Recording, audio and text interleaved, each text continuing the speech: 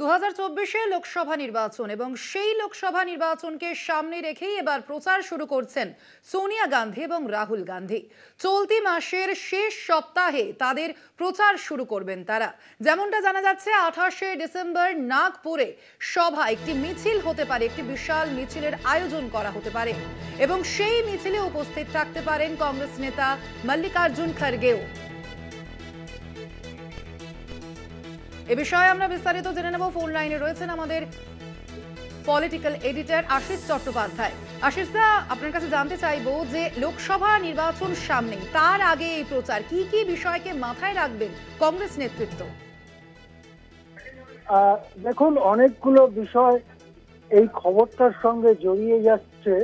তার কারণ আমরা জানি যে কদিন বাদে 19 তারিখে ইন্ডিয়া জোটের একটা মিটিং ডাকা রয়েছে এবং আশা করা হচ্ছিল যে ইন্ডিয়া জোটের সেই বৈঠকে শীর্ষ নেতারা যাবেন, মমতা বন্দ্যোপাধ্যায় সহ তাদের যাওয়ারই কথা, এবং সেখানে আলাপ আলোচনা করে একটা প্রচার এবং আসন বন্টনের ব্যাপারে কথাবার্তা হবে।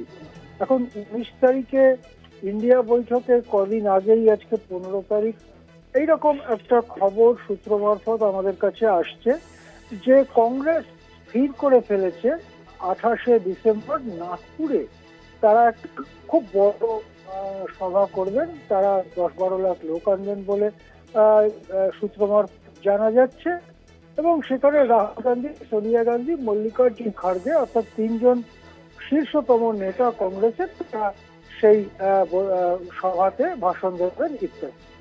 এখন এই খবরটা যেটা কংগ্রেস সূত্র থেকে পাওয়া যাচ্ছে, সেখানে কিন্তু ইন্ডিয়া জোটের অন্য নেতা নেত্রীরা যাবেন এবং তারা অংশগ্রহণ করবেন এরকম কোন ইঙ্গিত এখনো পর্যন্ত পাওয়া যাচ্ছে না।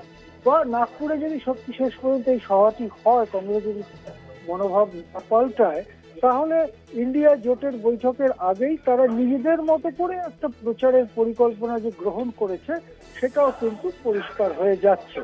সুতরাং এটা একদিক থেকে বলা যেতে পারে কংগ্রেস তার নেতৃত্ব বজায় রেখে ইন্ডিয়া জোটের মধ্যে তারা পথ প্রদর্শকের মতো এগোবেন এবং অন্যরা তাদের সঙ্গে হাঁটবেন, এইরকম যে ধারণা একটা আগে করা হচ্ছিল, সেই ধারণাই কংগ্রেসের রয়েছে এবং তার দ্বারা পরিচালিত হচ্ছে এটা মনে করা যেতে পারে।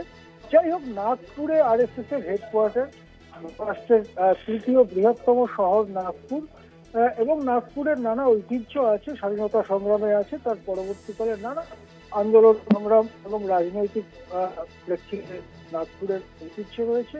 সেখানে যদি কংগ্রেস একটা মেগা র্যালি, বলা হচ্ছে 10 লক্ষ বা তারও বেশি লোকের র্যালি করে যদি শুরু করতে পারে তাদের প্রচার, সেটা কিন্তু অবশ্যই বেশ গুরুত্বপূর্ণ একটা রাজনৈতিক ঘটনা হবে।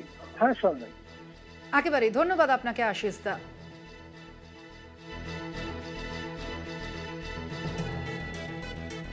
28শে ডিসেম্বর নাগপুরে বিশাল মিছিলের পরিকল্পনা কংগ্রেস নেতৃত্বে।